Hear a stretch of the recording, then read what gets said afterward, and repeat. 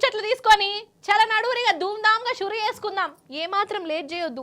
చలో పాన్రిగా NSR group వారి enrich water సమర్పించు ధూమ్ధామ్ ముచ్చట్లు షురు.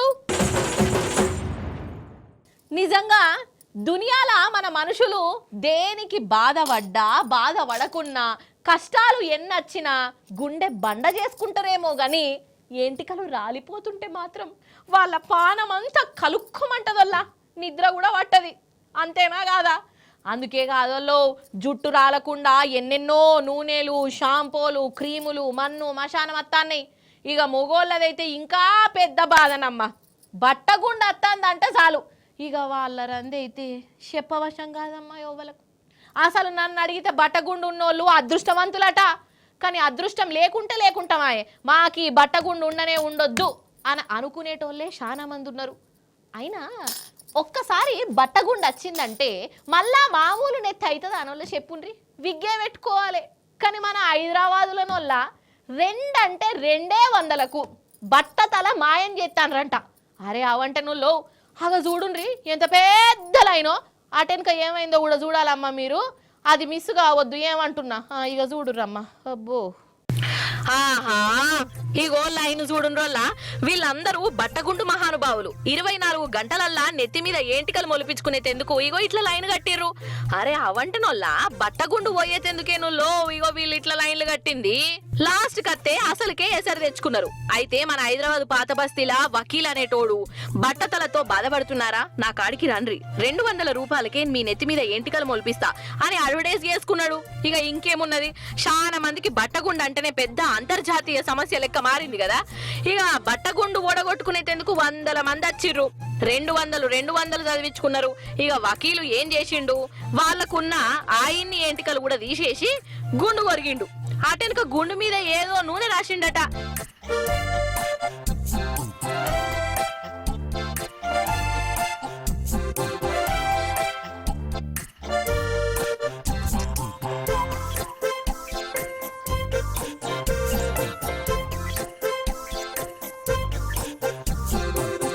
ఇక 24 గంటల తర్వాత ఈ గుండును చూసుకో, ప్రభాసు, అబ్బాసు, రామ్ చరణ్ కు కదా ఉన్నట్టు మా సెంటికలు మొలుతాయి, బట్టగుండు మాయమైతది అని చెప్పిండు. ఇక 24 గంటలైనాక ఆ గుండు గాయ చేసింది. వాడు రాసిన మందు తిరగబడింది. గుండు మీద అన్ని బొబ్బలు వచ్చినాయటనులో బొబ్బలు కీస్ అనుడు ఇగో ఇల్లంతా అయింది. ఇక దావకాన్ల పొంట ఉరికిర్రు. చూసినావా కథ ఎట్లున్నదో.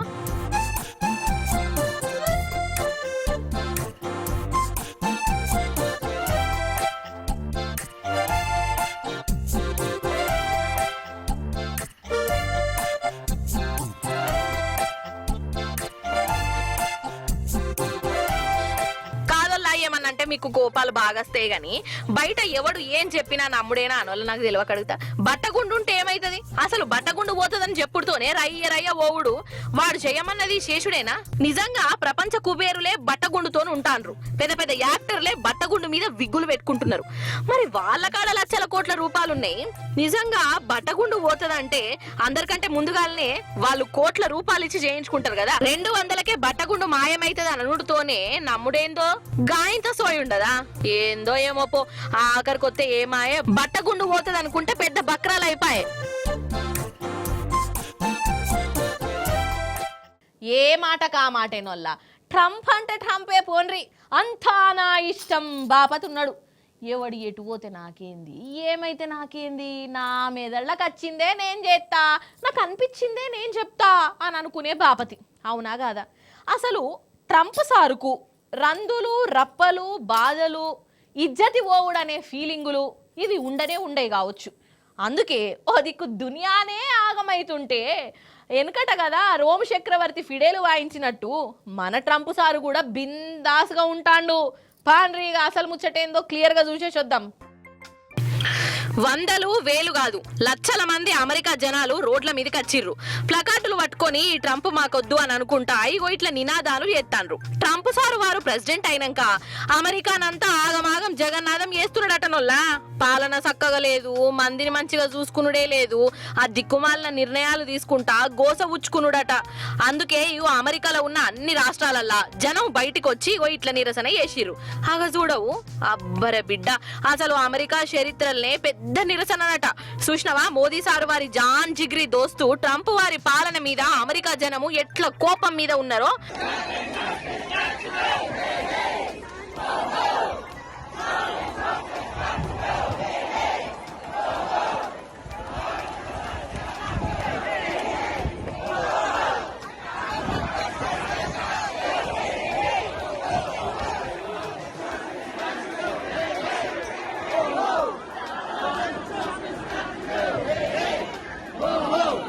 ఓ దిక్కు రోడ్ల మీద గిట్లయితుంటే మరి ట్రంప్ సారు ఏం చేస్తాడు కావచ్చు? భయపడుతున్నాడా? ఏదైనా గరం గరం మీటింగులు పెడుతున్నాడా అని అనుకునేరు. అట్లా పెడితే ఆయన ట్రంప్ ఎందుకు అవుతాడు? ఇగో చక్కగా గోల్ఫ్ ఆట ఆడుకుంటున్నాడు లో. అరే అవ్వంటే వెనకట కదా రోంపట్నం తగలబడుతుంటే అక్కడ చక్రవర్తి ఫిడేలు వాయించుకుంటున్నాడు కదా. ఇగో ఇప్పుడు జనం రోడ్ల మీదకి వచ్చి గిట్ల నిరసన ఎత్తా అంటే అమెరికా అధ్యక్షుల వారేమో రందీరప్పల్లేని మనిషి లెక్క ఉల్లాసంగా ఉత్సాహంగా అని అనుకుంటా ఆటలు ఆడుకుంటున్నాడు. ఇక జనాలకు ఇంకా కోపం రాదా మరి చెప్పుండ్రి.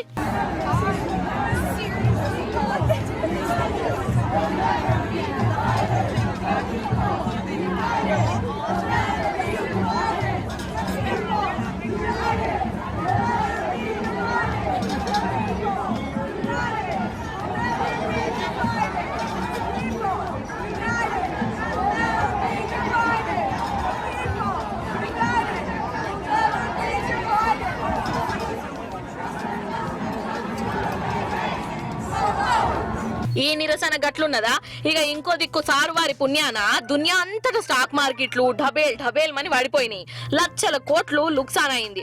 సారు వారి టారిఫులు వెట్టుడుతోనే ఇక మార్కెట్లన్నీ ఎటమటమైతున్నాయి కదా.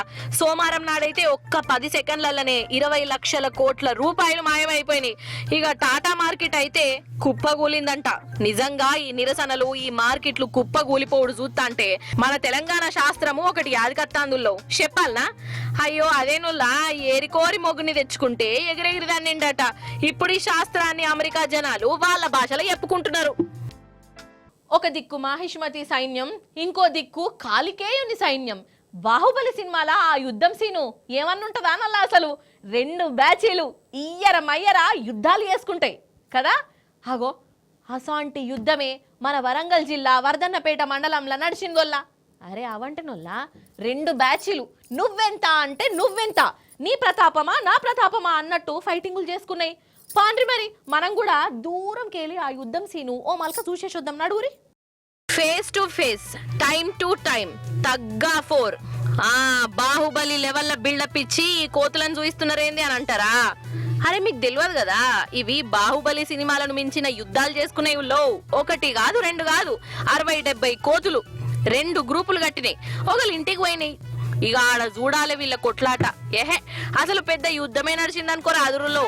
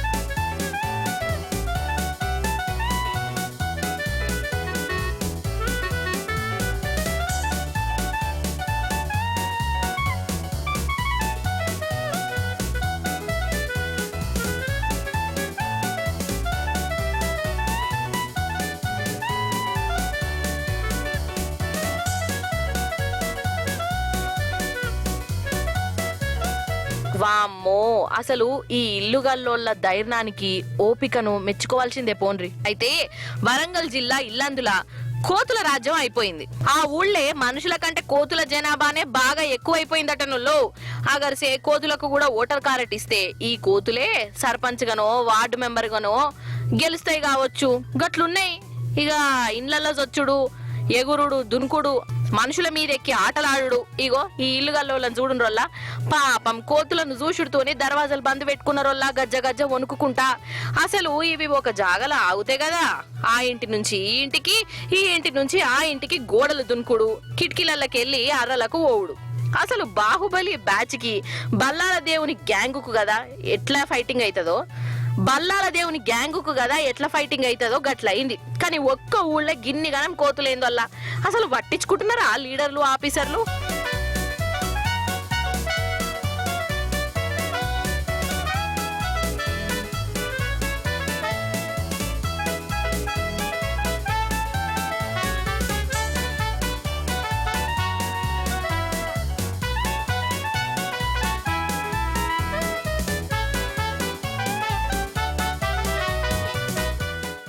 ఉపాయం ఉన్నోడు ఉపాసం పడ్డాడట.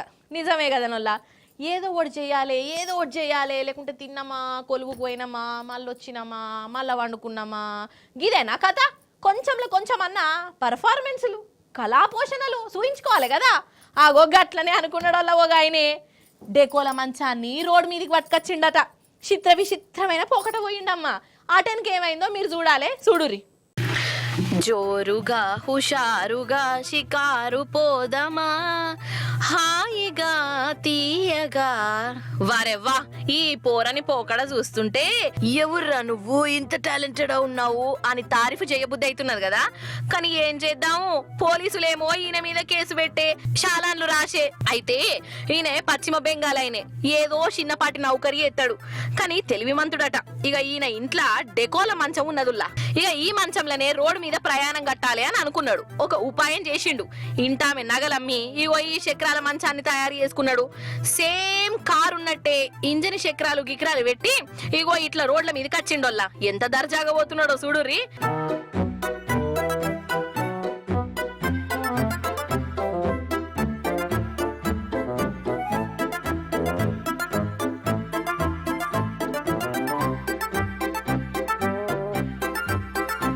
ఇక ఈయన పోకట చూసి అక్కడి పోలీసులకు కోపం వచ్చినట్టున్నది.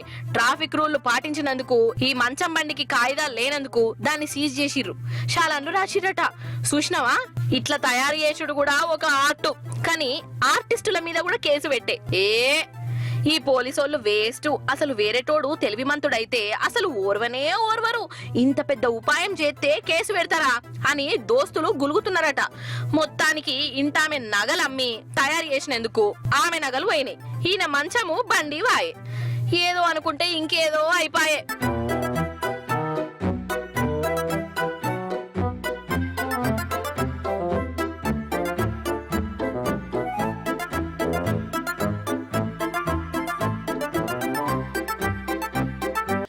ఒక్కొక్కరు కాదు షేర్ ఖాన్, 100 మందిని ఒకేసారి రమ్మను. అబ్బా అసలు ఏమన్న డైలాగా. ఒక్కొక్క పిట్ట కాదు షేర్ ఖాన్, ఒకేసారి 100 పిట్టలు తిరుగుర్రి. ఇది ఎట్లున్నది అలా డైలాగు?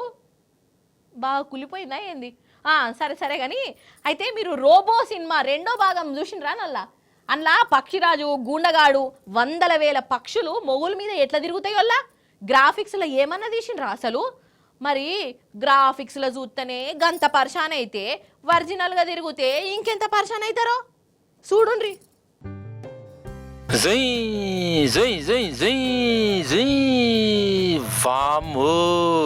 ఇగో ఈ పిట్టలను చూస్తుంటే ఇదేదో రోబో సినిమా మళ్ళా చూస్తున్నట్టు అనిపిస్తుంది కదా. ఇది సినిమా కాదు, గ్రాఫిక్స్ పిట్టలు అంతకన్నా కాదు, ఒరిజినల్ పిట్టలే. మన ఢిల్లీలా గిర్ర తిరుగుతాయి. ఒకటే ముఖానకి ఇట్లా మంద వచ్చినాయి. ఏడికల్లా వచ్చినాయో ఏందో గాని మనసులో ఏమనుకున్నాయి కావచ్చు. అసలు ఏదన్నా ఆట ఆడుకుందాం అనుకున్నాయో ఏందో మనకు తెలియదు కానీ కమాన్ రెడీ 1 2 3 స్టార్ట్ అనుకుంటా అట్నుంచి అటు ఇట్నుంచి అటు ఎగురుకుంటా పోయినాయి.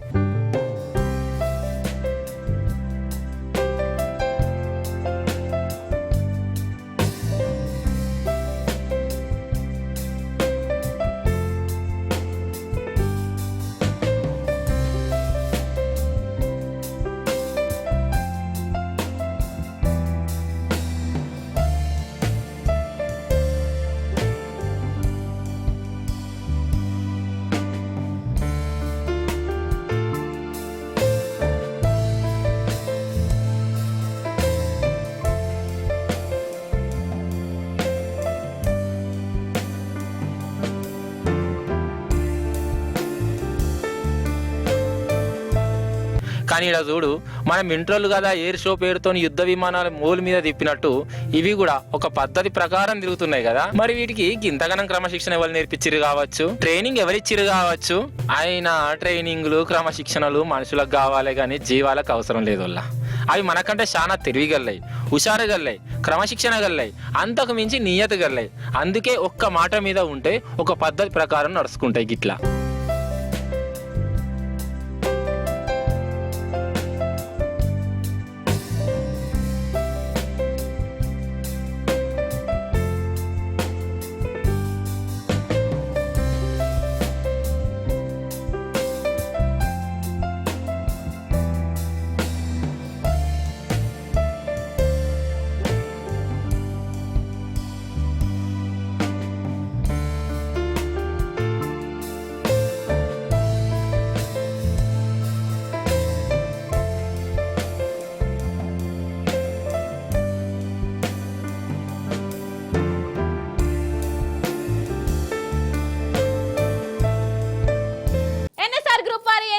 సమర్పించు ధూమ్ ధామ్ ముచ్చట్లు. ఇవన్నట్ల ఇయాలటి ముచ్చట్లు. మళ్ళీ రేపు వచ్చేటప్పుడు ఇంకిన్ని ముచ్చట్లతోని కలుస్తా.